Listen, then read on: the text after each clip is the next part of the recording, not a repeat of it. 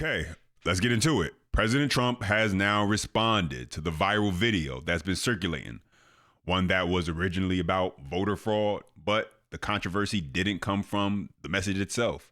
It came from what played for just 2 seconds afterward. At the end of the clip, a meme-style video briefly flashed showing several of Trump's political opponents depicted as animals in the animal kingdom, with Trump portrayed as the lion.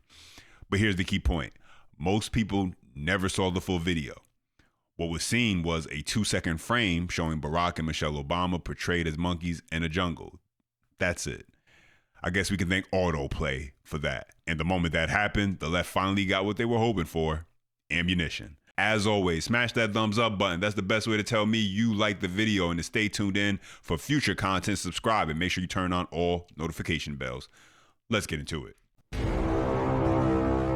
And so, as expected, the moment something like this happens, the legacy media and the left, they run with it because it validates everything they believe and what they want everyone else to believe about President Trump. And let me be 100% clear. I'm not here to defend the president. He can defend himself, and you'll get to hear that. I'm here for rational thought, critical thinking, not getting swept up in emotion before we even understand what happened.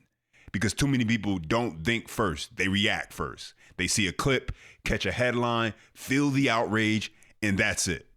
But if you care about truth, you don't lead with emotion. You lead with facts, context, and common sense. And so before we get into the president's response, let's check out the clip that's caused all the backlash, and then you tell me what you think. Take a listen. 5 key states all stopped counting at a certain time in these key battleground states. These were all where the software, Dominion machines, ES&S machines were used, the Smartmatic, the GEMS software. So when the vote stopped counting, and this has been noted in other countries as well, President Trump was significantly ahead. When reporting and counting resumed, there was a massive spike occurred that favored Joe Biden. And so, yeah, in a world where it's become completely normal to clip everything someone says or does just to make your point seem more valid or to discredit someone outright, this is content gold for the left. Make no mistake about it. That's the environment we're in right now. But instead of reacting to a few seconds taken out of context, let's actually do what's rarely done. Look at the entire clip, start to finish, and then listen to the president's response to all of this. Take a listen. And so here it is, sound off for copyright reasons, but there you go right from the beginning. You see Barack and Michelle being portrayed. And then you go on and you see Hillary, you see Hakeem Jeffries, there's go Gavin Newsom, there goes AOC, there goes J.B. Pritzker, Mom Donnie, Chuck Schumer, Joe Biden as another ape animal eating a banana. And you see they also had Hakeem Jeffries there again, and we saw Kamala also. And then there's President Trump being portrayed as the Lion King. I don't know who that is, but they made her out to be the warthog, the pig, the warthog, the pig, whatever. I don't know who this gentleman is, but they made him out to be a flamingo. Hey, they even included Whoopi. And they even made Whoopi go in there. Then everybody bows to President Trump. It's a silly meme that was posted. But now let's hear from the president. Take a listen. Sent it. Who sent it, and are you going to fire them? No, I looked at it. I saw it, and I just looked at the first part. It was about voter fraud in someplace, Georgia. There was a lot of voter fraud, 2020 voter fraud. And I didn't see the whole thing.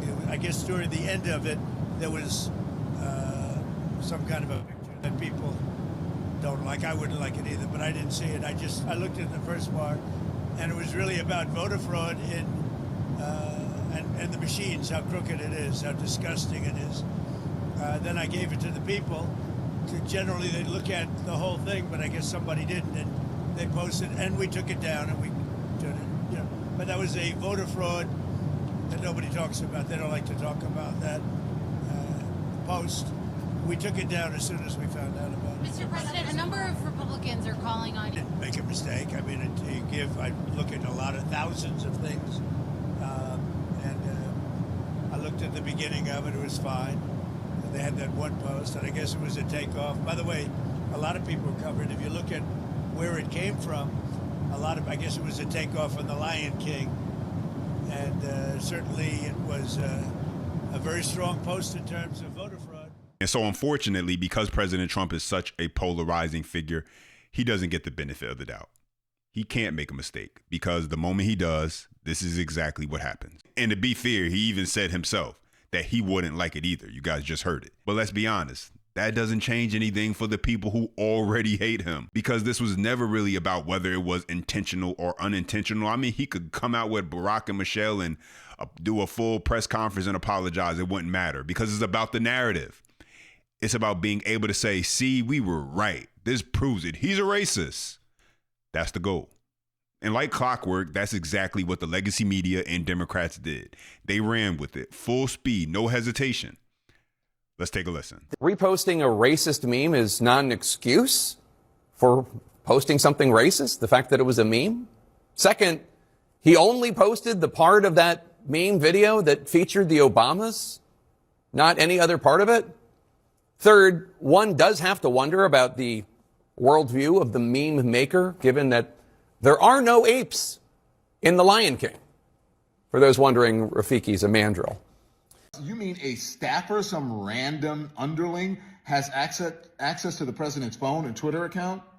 Now, this isn't just a Twitter account. This is the most powerful person in the world and one of the most powerful platforms, because this is how he posts his press releases. He posts policy there, what he wants people to know about him and what he's doing. It posts right there. So why does some underling have access to your Twitter account, to your phone, and why haven't they been fired or identified? This is worse. This administration is incompetent, and this is just the latest example of that. This disgusting video posted by the so-called president was done intentionally. Donald Trump and his vile, racist, and malignant behavior. This guy is an unhinged bottom feeder.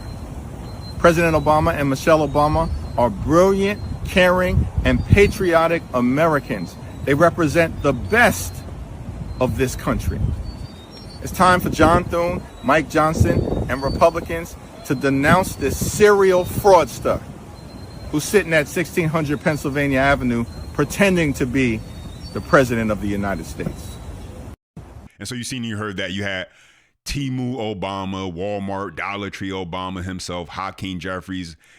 Perfect opportunity. I'm pretty sure he thought where he'd be able to curse the president out, not receive any backlash, and get a little pat in the back from all the Democrats and all the liberals saying, yeah, you tell him, Timu Obama, you tell him. But let's get into this next part where, of course, now, we got to get the history lesson. We got to get the Black History lesson. I mean, it is Black History Month. Don't forget that part. It is Black History Month. And so, of course, you got to get a Black history lesson on how this is soaked in bigotry and racism and all those negative things. And listen, the hypocrisy in that statement alone, when you think about the state of Black culture, I'm going to be honest, is laughable. That's number one. Number two, I'll play the clip. We'll come back. Let's get into it. Chris, they think we haven't seen The Lion King. There are no apes in The Lion King. There's not one ape. There's a baboon, Rafiki. He is actually central to the story. But there's not one ape in the movie. So let's just be for real right now. There's not an ape in The Lion King. So I would have never put out a statement like that. The one time somebody thought the person I worked for did say something that was racist and inhumane, I went to my principal and encouraged the principal to apologize and explain to them why what they said was problematic, okay? So Eugene, I cannot grasp this. This is the last thing I'll say. It is not racist because it is offensive.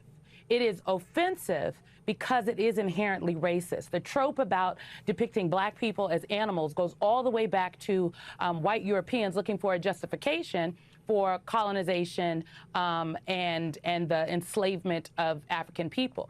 And it gained prominence in the 1700s and 1800s, and it became a racial, like a scientific theory. I'm using air quotes. And it was a mainstream theory that put a hierarchy that said white Europeans were at the top and Africans were at the bottom, and apes, depiction of apes was very central to this theory. They were at the bottom. They were closer to primitive beings such as apes. Therefore, black people, specifically in that time, Africans, were more better suited for forced labor and domination. So it is racist because the root of this theory, this trope, this joke, okay, that the White House is talking about, is rooted in the ability to dominate, rape, pillage, and inflict violence upon black people.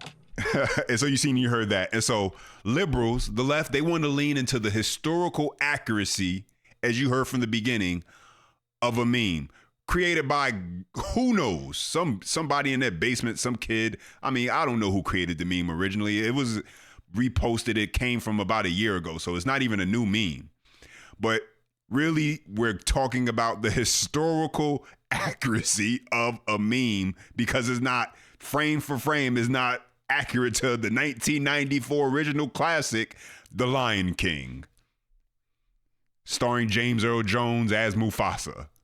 That's what we're really going to argue. This is the left, ladies and gentlemen. You know, the interesting thing about what she just said right there is, based on that logic, black people should not be walking around calling each other the N-word, but somehow it's been going on for years. I mean, we flipped it and turned it into a term of endearment. That's what we tell each other, right? Even though, you know, you find some angry black person mad at another black person and they gonna call you the N-word a couple times over to make their point. And so it's not always actually used to show brotherly love. But it's okay because black people say it towards each other. I mean, here's my point for black people. Pick your lane. Do you want to be the perpetual victim that's constantly looking for white validation on how you view and how you feel and how you see yourself when you look in the mirror?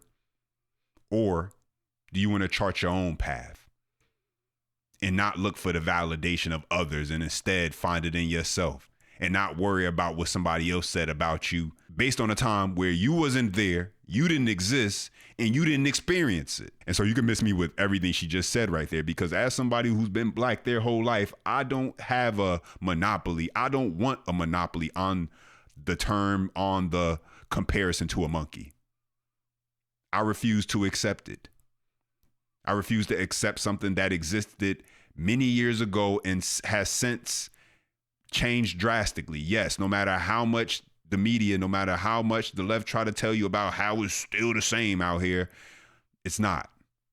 And so I refuse to accept the fact that because this is what they say you should feel enraged and outraged about, that's what I'm going to be outraged about.